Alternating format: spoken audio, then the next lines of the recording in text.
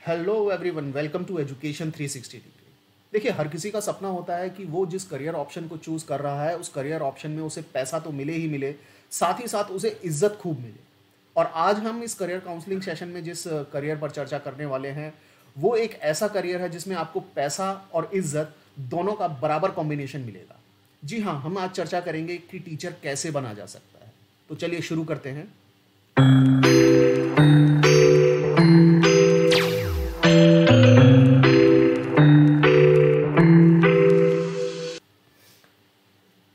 आइए चलिए सबसे पहले जानते हैं टाइप ऑफ टीचर्स में। तो सबसे पहले जो हमारा टीचर्स का टाइप है वो पहले प्राइमरी टीचर होते हैं। प्राइमरी टीचर्स का बेसिक काम है क्लास 1 to 5 तक सभी बच्चों को पढ़ाना। और प्राइमरी टीचर्स पीआरटीज जो हैं क्लास पहली से लेकर 5वीं तक के सभी बच्चों को सभी सब्जेक्ट्स पढ़ाते हैं, यानी एक ही शख्स सभी सब्जेक्ट्स पढ़ाने का काम करता है। ये है प्राइमरी टीचर्स। और प्राइमरी टीचर्स की क्वालिफिकेशन पर चर्चा करेंगे, कैसे बना जा सकता है, क्या क्या कोर्स हो सकते हैं, उन पर हम आगे चर्चा करेंगे।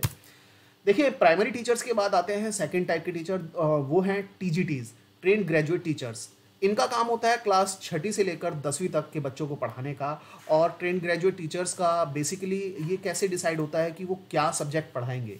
तो ग्रेजुएशन के अंदर जो सब्जेक्ट उनका होता है उससे कॉम्बिनेशन बनता है और उसी कॉम्बिनेशन को लेकर वो 6ठी से लेकर 10वीं क्लास तक के टीचर्स बनते हैं और उसी सब्जेक्ट को पढ़ाते हैं। इसके बाद थर्ड टाइप ऑफ टीचर जो हैं वो है पीजीटीज, यानी पोस्ट ग्रेजुएट टीचर्स। ये स्पेशली सिर्फ क्लास 11th और 12th को पढ़ाते हैं। ये स्कूल की हायरार्की में सबसे ऊपर के टीचर्स होते हैं। और पीजीटीज ये कैसे डिसाइड करता है सरकार की पीजीटीज कौन सा सब्जेक्ट पढ़ाएंगे। तो जो सब्जेक्ट में जिस शख्स ने पोस्ट ग्रेजुएशन किया हुआ है उस सब्जेक्ट के अंदर वो क्लास 11th और 12th को टीच करते हैं। तो ये तीन तरह के टीचर्स आप लोगों को बना जा सकता है। और इन तीनों ही तरह के टीचर्स कैसे बने जा सकते हैं, उनके लिए क्या क्या क्वालिफिकेशंस हैं और कौन कौन सा कोर्स करने के बाद ये टीचर बना जा सकता है, ये इस पर चर्चा कर लेते हैं। देखें, सबसे पहले अगर हम बात करें प्राइमरी टीचर्स की, पीआरटीज की, तो प्राइमरी टीचर बनने के लिए आप कम से कम 12वीं पास हों, लेकिन उसमें 12th क्लास में आपके मिनिमम 50% मार्क्स आए हों।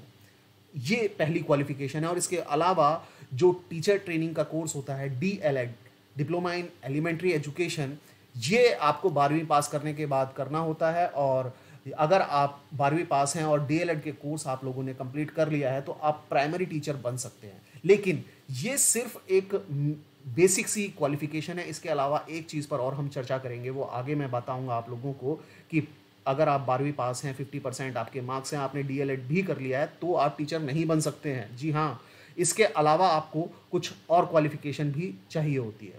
लेकिन हम इससे पहले चर्चा कर लेते हैं ट्रेंड ग्रेजुएट टीचर्स की, कि ट्रेंड ग्रेजुएट टीचर कैसे बना जा सकता है। ट्रेंड ग्रेजुएट टीचर्स की योग्यता की अगर हम बात करें तो इन्हें ग्रेजुएट होना बहुत ज़रूरी है, लेकिन ग्रेजुएशन मिनिमम 50% मार्क्स के साथ होनी चाहिए, plus BEd, bachelor of education, ये जो कोर्स है ये टीचिंग का कोर्स है, बीएड होना बहुत ज़रूरी है अगर आप टीचर बनना चाहते हैं। अगर आप ग्रेजुएट हैं प्लस आपने बीएड किया हुआ है तो आप ट्रेंड ग्रेजुएट टीचर बनते हैं। इसके अलावा देखिए, हायरार्की में अगला जो हमारी टीचिंग का पोस्ट है वो है पोस्ट ग्रेजुएट टीचर्स का, पीजीटीज का। तो अगर हम इनकी क्वालिफिकेशन की बात करें तो पीजीटीज पोस्ट ग्रेजुएशन किया होता है इन्होंने, और पोस्ट ग्रेजुएशन में मिनिमम 50% मार्क्स होने चाहिए। जिस सब्जेक्ट में आपने पीजी किया हुआ है उसमें आपके मिनिमम 50% मार्क्स होने चाहिए, प्लस आपके पास बीएड होना चाहिए, तो आप पीजीटीज बन सकते हैं। तो जैसा कि मैंने आप लोगों से चर्चा की थी प्राइमरी टीचर्स के बारे में डिस्कस करते हुए कि ये तो बेसिक सी एक क्वालिफिकेशन है, इसके अलावा आपको कुछ करना होता है, तो वो है टीचर्स एलिजिबिलिटी टेस्ट। देखिए, टीचर्स एलिजिबिलिटी टेस्ट की अगर हम बात करें तो पीआरटी हो या टीजीटीज हो, आपको टीचर एलिजिबिलिटी टेस्ट को क्लियर करना बहुत ज़रूरी है। टैट क्लियर करना आपको बहुत ज़रूरी है। इस सीरीज़ के अंदर CTET, central board of CBSE, central board of secondary education की तरफ से, सीबीएसई की तरफ से सीटेट कराया जाता है। और हर स्टेट अपना स्टेट टैट कराती है। आप दोनों में से किसी को भी क्वालिफाई कीजिए। अगर आप किसी स्टेट, पर्टिकुलर किसी स्टेट में नौकरी लेना चाहते हैं तो आपको उस स्टेट से स्टेट टैट क्लियर करना होगा। अगर आप सेंट्रल गवर्नमेंट में जॉब करना चाहते हैं तो आपको सी टैट क्वालिफाई करना होगा। लेकिन कुछ स्टेट ऐसे भी हैं, कुछ जगहें ऐसी भी हैं, भारत के कुछ राज्य ऐसे भी हैं जो सी टैट को ही वैलिडिटी दे देते हैं कि अगर आपने स्टेट टैट क्वालिफाई नहीं किया है लेकिन आपने सी टैट क्वालिफाई किया हुआ है तो भी आप उस स्टेट की वैकेंसीज़ को फिल कर सकते हैं।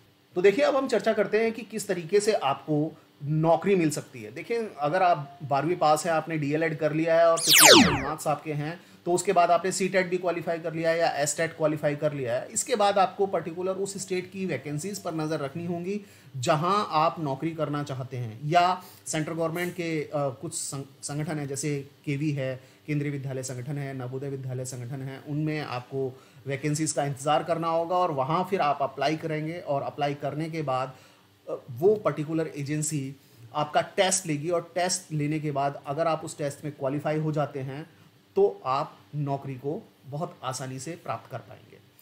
लेकिन यहाँ ध्यान रखने वाली बात आप लोगों के लिए ये है कि हर स्टेट का अपना अपना एलिजिबिलिटी क्राइटेरिया है सिलेक्शन के लिए। कुछ सिलेक्शन प्रोसेस सिर्फ रिटन टेस्ट के बेसिस पर होते हैं, लेकिन कुछ स्टेट ऐसे भी हैं जो रिटन टेस्ट के अलावा इंटरव्यूज़ भी लेते हैं। जैसे केंद्रीय विद्यालय संगठन की अगर हम बात करें, वहाँ पीआरटी या टीजीटीज़ की बात करें, तो वो सिर्फ रिटन टेस्ट के बेसिस पर नौकरियां नहीं देते हैं, वहाँ रिटन टेस्ट के अलावा इंटरव्यू प्रोसेस भी फॉलो किया जाता है। मुझे उम्मीद है कि आप लोगों को ये पूरी प्रोसेस समझ आ गया होगा कि किस तरह से एक टीचर बना जा सकता है। और देखिए, जैसा कि मैंने आप लोगों से शुरुआत में चर्चा की थी कि अगर आपको ये प्रोफेशन चूज़ करना है तो इसमें आपको पैसा और इज्जत दोनों का बराबर कॉम्बिनेशन मिलेगा। उम्मीद करता हूँ मेरे द्वारा इस वीडियो में दी गई जानकारी आप लोगों को अच्छी लगी होगी। अगर वीडियो में दी गई जानकारी अच्छी लगी है तो मुझे कमेंट बॉक्स में कमेंट करके बताइएगा। मिलते हैं अगले वीडियो में, तब तक के लिए धन्यवाद।